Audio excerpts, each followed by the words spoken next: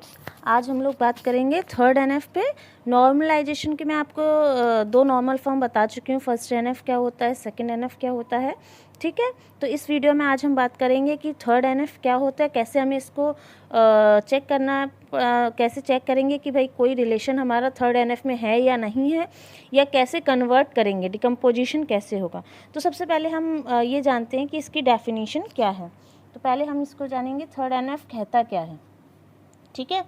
तो third NF कहता है a relation schema R independent of C के कैंडिडेट की, ठीक। ये क्या कहला रही है, हमारी जो डेफिनेशन है क्या कह रही है कि अ रिलेशन स्कीमा आर, जो कोई भी रिलेशन स्कीमा हमारा थर्ड एनएफ में होगा अगर वो सेकेंड एनएफ को सेटिस्फाई करेगा, या हम कह सकते हैं कि वो सेकेंड एनएफ में होगा, और कोई भी नॉन प्राइम एट्रीब्यूट जो है वो ट्रांजिटिवली डिपेंडेंट नहीं होगा कैंडिडेट की पे। अब ये बात आ जाती है कि ट्रांजिटिव डिपेंडेंट का क्या मतलब है, ठीक है। ट्रांजिटिव डिपेंडेंट का मतलब है, सपोज कर लीजिए मेरे पास एक रिलेशन है ए बी, इसमें मैंने एट्रीब्यूट्स ले लिए, ठीक है। तो इसका मतलब ये है कि भाई आपने ये फंक्शनल डिपेंडेंसी है ए टू बी, ठीक, और बी टू सी। तो ट्रांजिटिव डिपेंडेंसी ये हो जाएगी कि भाई ए हमारी, सपोज कर लीजिए, या हमने कहा डी भी ले लेते हैं हम, ए टू, हम ए से देखें, ए हमारी सपोज कर लीजिए क्या है, एक कैंडिडेट की है, या हाँ ए हमारा क्या है, कैंडिडेट की है या कोई भी की हम सुपर की भी ले सकते।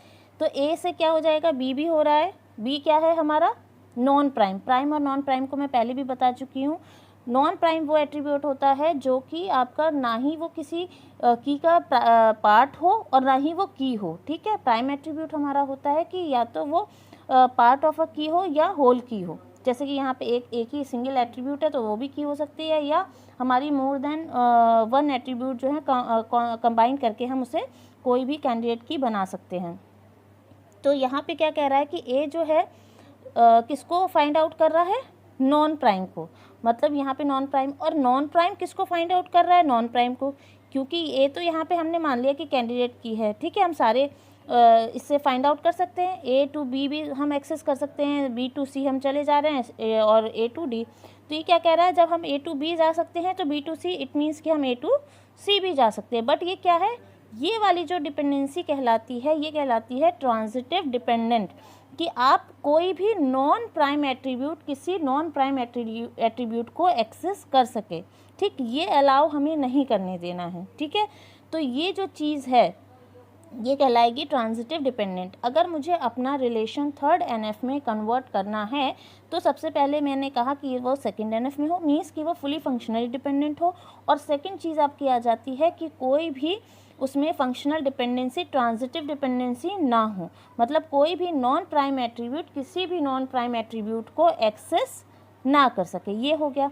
या हम कह सकते हैं, एक हमारी डेफिनेशन और कह सकती है, शॉर्ट वे है आपका उसको फाइंड आउट करने का कि ये रिलेशन जो है मेरा थर्ड एनएफ में है या नहीं, कि अगर मेरे पास x टू a है, अगर ये दिया गया है, तो इसमें क्या कह सकते हैं, either x is a super की, और कैंडिडेट की भी कह देते हैं, और a इज़ अ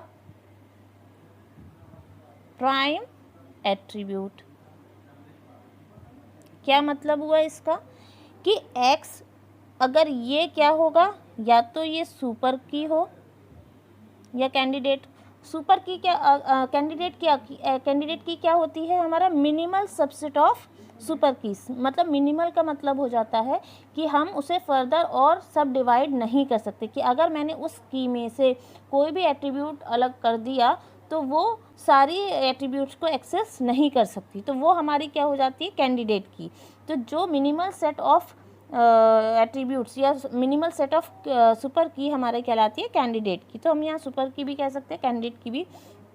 तो अगर इस लेफ्ट हैंड साइड में या तो वो क्या हो, आपका सुपर की हो या फिर और लगाने का मतलब यही है कि इन दोनों में से देखेंगे हम कि जब हमें कैसे चेक करना है कि भाई ये रिलेशन मेरा अगर फंक्शनल डिपेंडेंसी दी गई है तो ये रिलेशन मेरा थर्ड एनएफ में है या नहीं है, कि या तो ये लेफ्ट हैंड साइड वाला मेरा क्या हो, सुपर की होगा, और अगर ऐसा नहीं है तो क्या हो, जो राइट हैंड साइड वाला है वो मेरा एक प्राइम एट्रीब्यूट हो। मतलब जो हमारी कंडीशन आ रही थी कि नॉन प्राइम जो है वो नॉन प्राइम को एट्रीब्यूट को एक्सेस कर रहा है, वो नहीं होगी।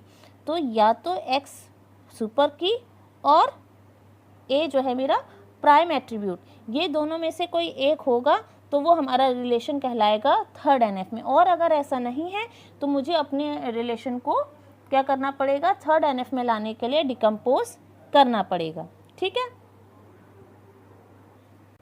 तो स्टूडेंट्स ये एक मैंने रिलेशन लिया है एम्प्लॉय डिपार्टमेंट का, ठीक, ये उसके एट्रीब्यूट्स हैं और ये फंक्शनल डिपेंडेंसीज हैं।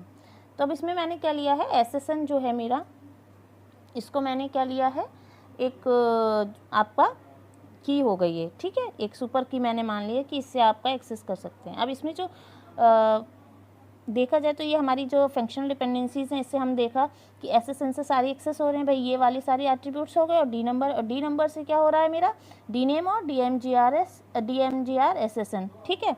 तो ये ट्रांजिटिव हो गया, मतलब एसएसएन जो है मेरी एक की है और ये क्या है, डी नंबर मेरा non prime attribute, non prime attribute है। तो ये नॉन प्राइम एट्रीब्यूट को इस पे डिपेंडेंट है वो चलेगा, लेकिन ये बाकी जो नॉन प्राइम एट्रीब्यूट हैं वो भी नॉन प्राइम एट्रीब्यूट पे डिपेंडेंट हैं, ये हमारी ट्रांजिटिव डिपेंडेंसी पे नहीं चलेगा। ठीक है, तो ये क्या कह रहा है आपका कि भाई अब जो है इसको हमें हटाना है। तो सिंपल क्या है, हम अपने टेबल्स को टेबल जो दी हुई है उसको दो में डिकम्पोज कर देंगे। ठीक है, तो ये जो है पहला हमारा जो फंक्शनल डिपेंडेंसी थी भाई, जो हम इससे एक्सेस कर रहे थे, हमने इस पर बना लिया। एक रिलेशन मेरा क्या बन गया, SSN E name B date address D number. ठीक, तो ये मेरी क्या हो गई, एक टेबल। अब इसको मैं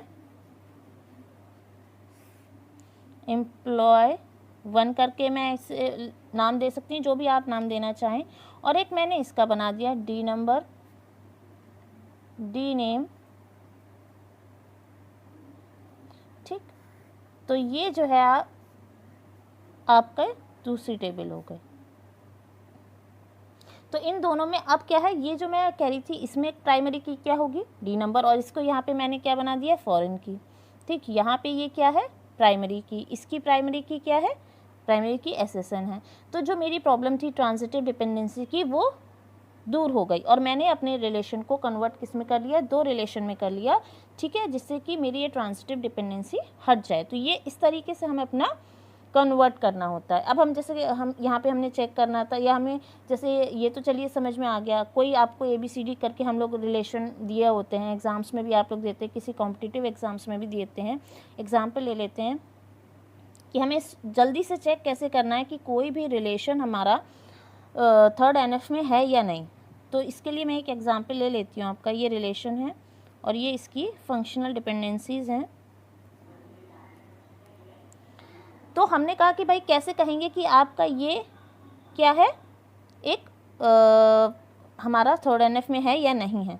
ठीक है, तो हमने सबसे पहले देखा कि हमारा इसमें कैंडिडेट की निकाल ली। ठीक है, तो कैंडिडेट की क्या है, या सुपर की आप निकाल लीजिए, क्या है हमारी, इसमें ए ही बनेगी। ठीक, कोई सिंगल एट्रीब्यूट नहीं बन पाएगा, क्योंकि एक तो यहाँ से हम बी को कैसे एक्सेस कर सकते हैं, ए के थ्रू। तो हमने ए को कैंडिडेट की मान लिया। ठीक है, तो अब हमने कैंडिडेट की मान लीजिए, चाहे सुपर की मान लीजिए।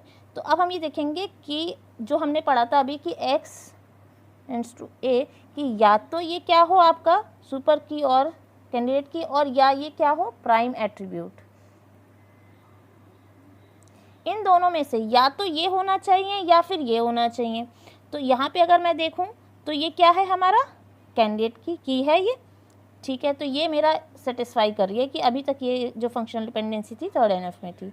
अब यहाँ पे आए, ये क्या कर रहा है, ए इज़ डिपेंडेंट ऑन सी। तो यहाँ पे सी तो क्या है मेरा नॉन प्राइम, क्योंकि ये पार्ट नहीं है, लेकिन ए क्या है, पार्ट ऑफ अ की, और वो प्राइम एट्रीब्यूट है। तो यहाँ पे ये भी सेटिस्फाई कर रहा है। अब हम यहाँ पे आए, डी टू ई जा रहा है ये, तो ई क्या है मेरा प्राइम एट्रीब्यूट है और साथ में डी क्या है, नॉन प्राइम है। तो मतलब ये दोनों चीज़ें हर फंक्शनल, ऐसा नहीं है कि सिर्फ एक फंक्शनल डिपेंडेंसी में आपने ये चेक किया और बाकी को छोड़ दिया, नहीं, मुझे जितनी फंक्शनल डिपेंडेंसी दी जाएंगी उन सब में मुझे ये चेक करना पड़ेगा कि या तो वो एक्स जो है मेरा सुपर की और कैंडिडेट की हो, नहीं तो मेरा जो आपका ए है वो आपका क्या है, प्राइम एट्रीब्यूट हो।